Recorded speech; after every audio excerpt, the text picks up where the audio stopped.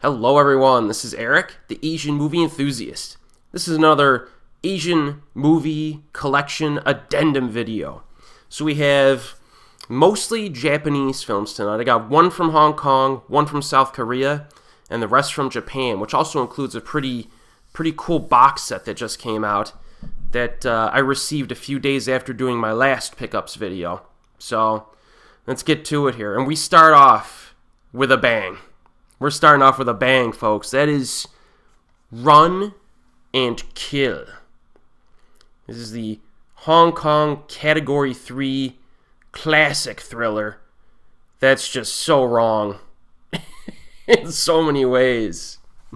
I remember when I first was exploring Category 3 movies, and this one I think still is, or could be my favorite. It's in the top 3 for sure. Now, this is the Error 4444 release. It is region A, B, and C, which is quite convenient. So I like that for sure. And the plot of this film is basically, you get this businessman, played by Kent Cheng, and he goes out one night, gets drunk, and well, let's just say he gets involved with some really bad dudes, one of whom is played by Simon Yam. And, his life turns real bad because he's got to figure out a way to rectify the situation, even though he's involved with some really bad criminals. And that's all I'm going to tell you. It gets very violent, and let's just say there's some shocking moments, especially near the end of the film. And you got Simon Yam there on the Blu-ray. Now this has some pretty good special features. You get new restoration, an English dub cut, which is 8 minutes shorter than the Hong Kong cut. I'm not sure I would ever watch that. I mean, I don't know what you would cut out from this movie.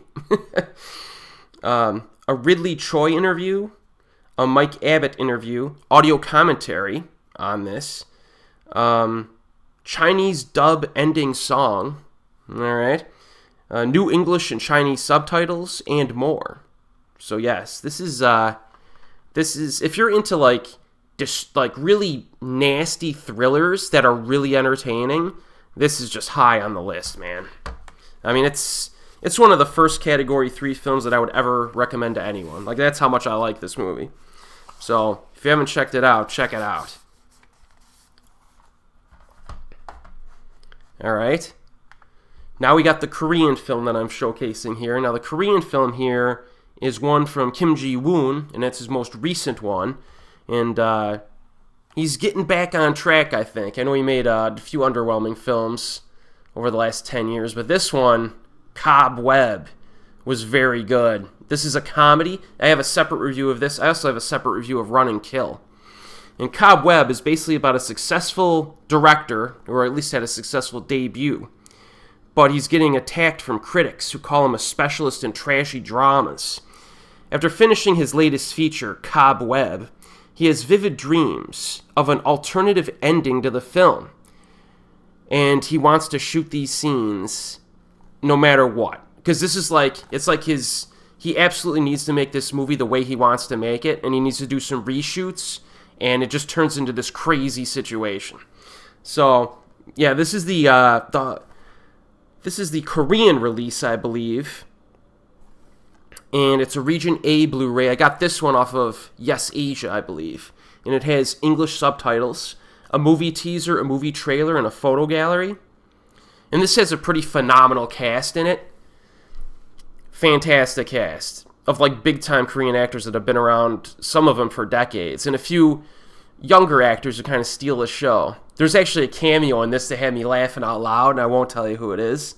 But yeah, this is a really funny movie, and I think Kim, the director, is back on track, so I look forward to what he's doing next. But this, if you're into Korean movies, it's a must-watch. It is, because this is a recent film that just came out in the last year or two. Yeah, check out my full-length review if you want more info. And now to the Japanese stuff. It's time for some Japanese flicks. Now the next one, we're going to mix it up. We're going to throw in an action movie.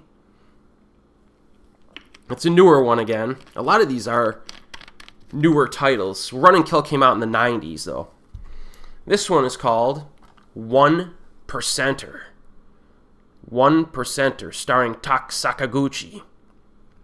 And I also have a separate review of this movie. Now this one, you basically have an action film actor. A man who wants perfection in action film acting. But actual violence finds itself onto the film set in the form of Yakuza mobsters looking for a hidden cache of drugs at the filming location. So they picked a bad spot to film this film. And this guy needs to put his real action, like, chops to the test. And since it's Tak, he's going to kick some serious butt. You know what I mean? And this movie is very entertaining, has some legit action scenes in it, legit martial arts exchanges. Very fun movie. I think I rated it pretty highly, too, on my personal rating list.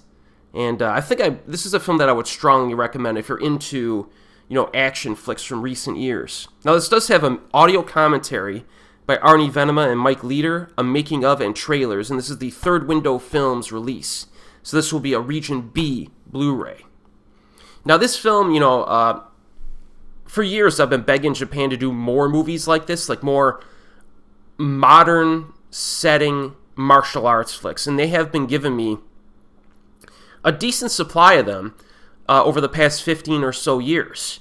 I know I've been very pleased with a lot of these films that they've been coming out with. So hopefully we get more, and this is definitely a strong recommendation. All right, here's one from the 1970s, and I already have this film in my personal collection, but I had the DVD, and I wanted to upgrade to the Blu-ray, and that is one of the most important physical media releases of all time of a Japanese horror film, and that's the Criterion release of House. This film is completely insane.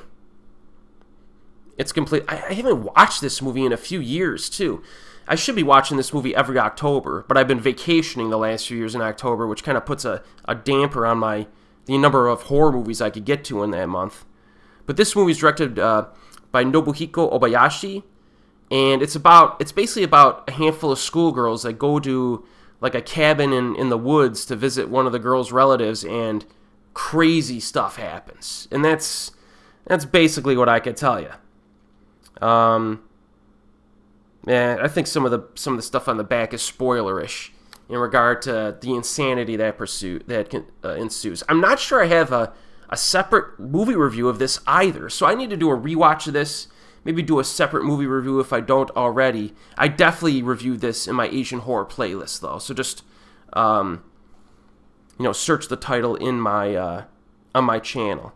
Now, this is, the Criterion release. You get high definition transfer, a new video piece, featurette, interviews with the director, Emotion, the 1966 experimental film, which I did review on a separate video not too long ago. That's a very cool movie. Very cool. And it's great that it got a release as a special feature in this. English subtitle translation, a booklet featuring an essay by critics. New video appreciation by director Ty West. Wow. Yeah, some of Ty West's earlier films I did not like, but I've liked a few of his recent ones, so I might be interested to see what he has to say about this. But yeah, this is just I remember when this came out, I was shocked, because I'd never thought House would ever get a release in America. Like 15, 20 years ago, no chance, but this was a big release. So if you're interested in old school crazy horror movies, check out House if you haven't already. Yeah, that was it. I remember that release. That was huge. All right, before the box set, we got one more. This is an exploitation film from Shion Sono, and that is Guilty of Romance. This is the special edition. The special edition from Olive Films. And the reason I got this is because I wanted to give both versions of this movie, the extended version and the theatrical version. And I watched the extended version before I did my recent review of it a few months ago, and I think I enjoyed the extended version more, if I remember correctly. But yeah, this is this is the third installment of Shion Sono's infamous Hate trilogy, which also included Love Exposure and Cold Fish. This is a noirish thriller that follows a female police detective as her investigation of a brutal murder draws her into a mysterious sexual underworld. And you have multiple female characters in this. And this is very, very raunchy. This is one of Sono's raunchiest films, in my opinion. I wouldn't classify a lot of his films as exploitation, but this one I probably would. So you got to be in the mood for some violence, some depraved sex acts, stuff like that. Good stuff. Good stuff. So this release doesn't have much in terms of special features, though, unfortunately.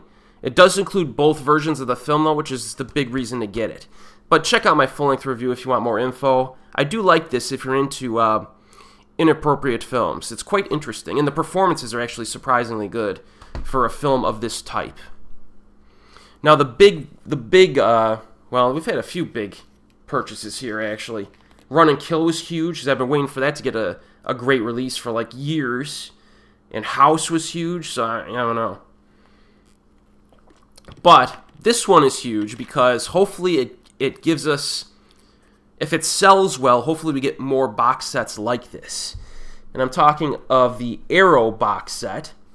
This is the American release, I believe, of J-Horror Rising. J-Horror Rising. And this includes a bunch of Japanese horror movies. It includes Shikoku, Isola, Inugami, St. John's Wort, Carved, Persona, and Noroi. All right, so that's 1, 2, 3, 4, 5, 6, 7 movies. All right. Now, if I were to make a box set, all right, I would have included like an all-star type type series of films, which I don't think this necessarily is. Now, Noroi is one of the best horror films I've ever seen, and I recently did a review of it in anticipation for this release, and that is a must-watch. Okay, so of all the films on this, in this set, that is a must-watch. It's a found-footage horror flick. Let me take them out one by one here. Show you at least the artwork on some of these. Very different from the former artwork of the trailer, of the posters, but yeah, Noroi, check out my full-length review. I reviewed almost all of these in my Asian horror playlist as well already. Yeah, so Noroi is absolutely a must-watch. It is. Now, special features, there's so many special features, I can't read them all. We'll be here all night. But some of the highlight special features here, all right? Brand new audio commentary by critic Julian Singleton. A brand new video interview with Koji Shiraishi. I definitely got to watch that. I'm a huge fan of that director, Koji Shiraishi. I review like every movie I can get from him. A brand new interview with a producer, Takashige Ichise, who is big-time producer in Japan. A brand new video essay by horror specialist Lindsay Nelson. A brand new video essay on Noroi and cosmic horror. I mean, this is just ridiculous. And there's other stuff too. TV specials, a half an hour of deleted scenes. Ooh, all right. Now that's interesting too. So, yeah, this is, man, it's going to take forever to watch all these special features. But yeah, this is must watch, folks. Now we got Inugami, all right. Inugami, I think I barely remember this movie. This is like from early 2000s. I want to say 2001 or something like that. Inugami's like, well, I guess I should just read the plot synopsis since I don't remember the movie. Let's see. A teacher from Tokyo moves to rural Shikoku and finds himself falling for local traditional papermaker. Their affair is met with hostility from her extended family who have long ties to the region and are rumored to be cursed descendants of ancient evil canine spirits. So, Inugami I remembered not liking very much. I remember it being mediocre, like kind of slow, a bit dull. I think it might have an actor that I don't like in it if I remember correctly. But it's been so long since I've seen it, I should give it a rewatch, and I will with this set.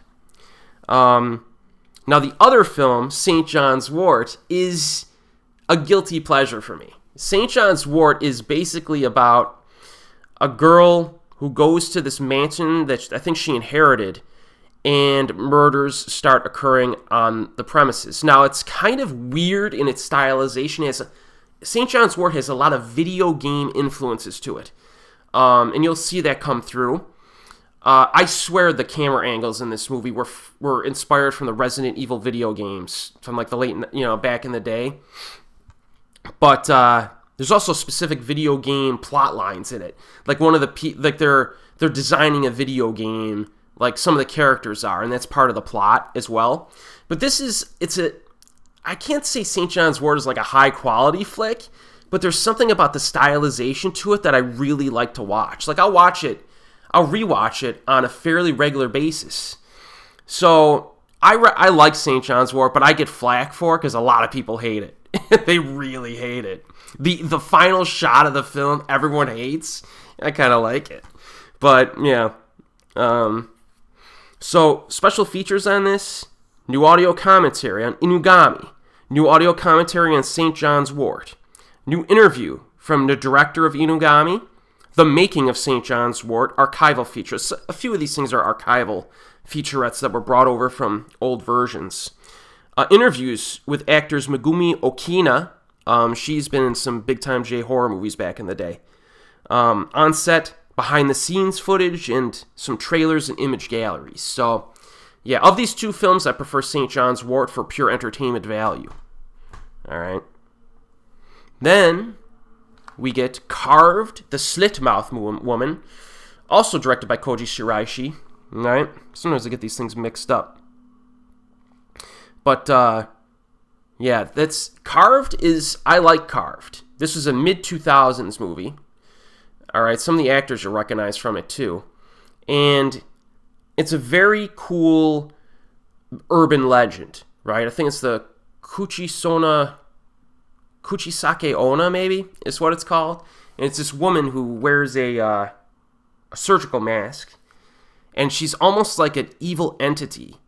And she'll take the mask off, and she'll ask you if she's beautiful or not. And depending on your answer, she might kill you. The cool thing about Kuchisake Onna is that she targets elementary school kids. So yeah, that's pretty nice. Yeah, a lot of really cool like urban legend type stuff with this villain. But yeah, this is pretty cool, and it's a pretty cool movie. I think it gets generally positive reviews, but it's not like held to a super high regard. But I enjoy Carved. It's got some creepy moments to it for sure. I enjoy it. Now, Persona, I have never heard of and never saw before this box set. I just watched it the other night, and it's a weird freaking movie, man. I would classify it as almost like a thriller with a little bit of horror vibe in it. A new craze for wearing ceramic masks, initiated as a defense technique by one of the victims of a bullying campaign, sweeps the high school settings of this offbeat film based on a novel. And it explores a wave of juvenile delinquency issues. And, it's got some black humor in it. It's kind of a wacky movie. I enjoyed it, but I may have to rewatch it again and maybe review it in a separate review. It might inspire me enough to do it just because it feels so odd. It's an odd flick, but I enjoyed it. You get Tetsuya Fujiwara in a big role, and Chiaki Kuriyama has a small supporting role in it, so the actors will intrigue you. But again, we got of all the films so far, we got one movie that's a classic, one movie I thought was mediocre, one movie that's a guilty pleasure, a movie that's good, and a movie that's weird. So this box set's got kind of I like the selection of movies just because it's kind of eclectic to a certain degree. But yeah, this is what you're getting. Now, there's a new audio commentary for Carved by Japanese folklore expert Zach Davison. Okay. Brand new interview with the director Koji Shiraishi. A brand new video essay by horror specialist a lot of carved special features in this. And then we get a new interview from Persona director Takahashi Komatsu. Image galleries for both films. I would have liked a commentary on Persona. I don't think they have one in here. That's all right. But yeah, some interesting stuff here. Carved is you'll want to watch it if you're a Japanese horror fan. Then we get Shikoku and Isola, Multiple Personality Girl. Again, two movies that are kind of odd. Shikoku, the first time I saw it, I didn't like it. Second time I saw it, I liked it quite a bit more. It deals with what would you call it? Maybe it says it here. You get a young woman returns to her birthplace after many years. It's set against the stunning landscapes of the smallest of the four main islands that make up Japan. She arrives to find that her best friend from childhood, played by Chiaki Kuriyama, so you get multiple appearances from Chiaki in this box set, has died by drowning. The island is hit by a spate of shrine desecrations. And it's based on like an actual pilgrimage, is the word I was looking for. So you get a lot of, with Shikoku, it's a slower paced flick. You're not going to get a lot of visceral horror scenes. It's kind of creepy in spots, but it focuses a lot on the pilgrimage type aspects, which has a lot of cultural value, I think. And I did enjoy it the second time I watched it, going in with the right expectations. And, I reviewed it in my Asian horror playlist for you. Now, the second film in this, Isola, I think is also based on real-life stuff. It's based on the earthquake. I think it was called the Kobe earthquake from the mid-90s. And the, let's see here. All right, here we go. The aftermath of the devastating Kobe earthquake in 1995 creates fissures in the already fractured mind of a high school girl, allowing an unwelcome intruder to set up home inside of her head. And it's up to Yukari, a volunteer worker with psychic powers, to eke out which of her personas is the fake one. So this girl, Isola, has like multiple personality disorder. In the film, it's a different type of horror film. You know what I mean? So, and it's good though. So, I mean, this is what I remember. And it references real life events. You get some pretty cool scenes. I think Isola has a little bit more of that science experiment type horror too, like psychic type stuff. They go into that a little bit. So it's a pretty cool flick though. It is a good film. I think it's a good quality flick even. I think Isola. Now special features on this, you get a new commentary on Shikoku from Tom Mess. New audio commentary on Isola by Jasper Sharp and Amber T. So those could be the two best commentaries from not listening to any of them so far. Tom Mess discusses Japanese horror at the turn of the millennium. That might be interesting. A brand new interview with Shikoku director, and a bunch of archival stuff as well. Trailers, everything like that. So, it sounds like if I were to do a Japanese horror box set and I had the rights to everything, I would have came out with like 7 all-time classics. I would say one of these is an all-time classic. 1, 2, 3, 4 of them are like worth watching, either because they're a little bit different and creative, or because they're just good quality. One of them I would say is a guilty pleasure that I just like a lot, which is St. John's Wort. And only one of the 7 I thought was kind of mediocre, but I haven't given it a second chance yet. So overall, I would say that this set is a good set. And remember, I pay for all my stuff, so I ponied up however much this cost. And so I always tell you the truth. Nobody comps me, free copies of this stuff. So I think this is a good purchase. But if you could find any of these movies beforehand, like streaming, maybe check them out first and see if you could hit a few of these. And if you enjoy them, then bam, you get this set. Or if you're just a fan of Japanese horror, you've probably seen half of these already, and you already know what you're doing. But I would recommend this. It's more of a eclectic set, because a lot of people are going to get like a Ring set or a Grudge set, stuff like that. I like the eclecticism of this, the different type of vibes. Get a little bit of everything in here. Now, I forgot to talk about the book. before I depart you here. Now, the book here is about 80 pages long. You get cast and crew listing, otherworldly write-up from 2024. It's a new write-up. I'm not sure what it's about. Does it say? No, it's just a write-up of all the films. The Face of J-Horror, or The Face of Another, figures for the disruption of identity in 3 Japanese horrors. So let's say they go into like the psychological aspects of some of these movies. Evil Inaka, examining Japanese folk horror in the modern age through Inugami and Shikoku. So see, these write-ups might be really good supplements to some of these movies. Because if you watch Inugami and Shikoku, I might even read the write-up on Inugami before I watch it again. It might give me a greater appreciation for like the folklore or the legends behind it. Yeah, this is good. Another write-up on Shikoku and the Land of the Dead. St. John's Wort, computer games, cruelty, and controversy. I wonder what that write-up's gonna... Man, it might be a masterpiece that I didn't understand until now. And then Finding Kagutaba, fake urban legends and other pseudo-documentary tropes in Noroi the Curse. So these write-ups actually seem pretty freaking fascinating. Usually the write-ups in stuff would just be like essays on like the film, but these seem to be more on like the content and like the interpretation and stuff, and like a lot of the real life references within these films.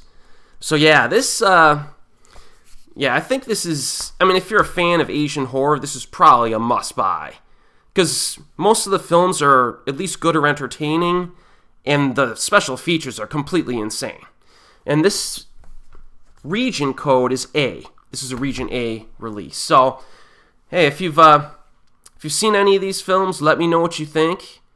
If you're a Japanese horror aficionado, let me know, like, if this should be a high priority for people, because I actually think it should be. Even though, if I set up the box set of films, it would have been like 7 all-time classics. Oh, we get a poster here too. So I've rambled on long enough, and as always, folks, I'll see you next time.